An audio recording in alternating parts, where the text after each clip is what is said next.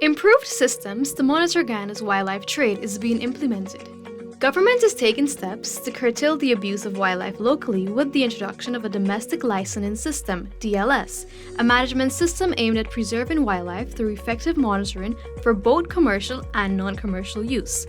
The new system was launched as part of Ghana Wildlife Conservation and Management Commission (GWCMC) as part of its 5th anniversary celebration on June 1st. Speaking at the launch, Minister of Parliamentary Affairs and Governance, Gail Teixeira, lauded the initiative and believes corrupt practices within the industry should have similar penalties as that of narco and human trafficking. However, under the DLS, perpetrators can be fined a maximum of $1 million for any violation within the wildlife industry. We must become more regulated in terms of the way we do business in Ghana.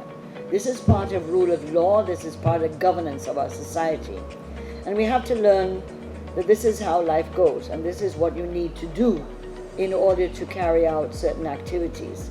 So from a principle point of view, I think we have to do that, and we have to make sure that we are constantly monitoring and looking at how it is evolving and convincing people, using the powers of persuasion before you do the enforcement.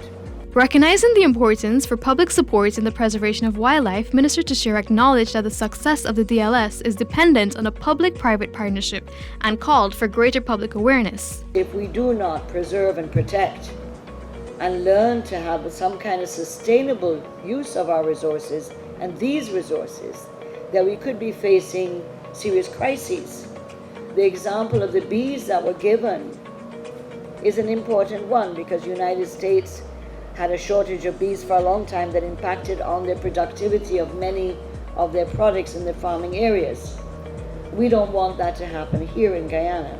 And so we have to teach in simplified ways to our people.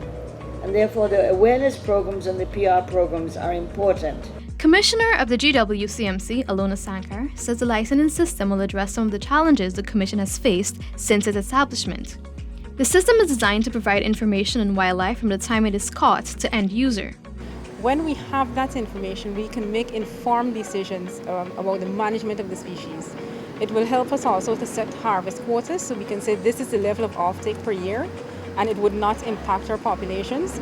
And we can also then look at the information that we collect to determine harvest zones. So that's one of the plans in the future for us, to establish harvest zones and harvest quotas for wildlife species.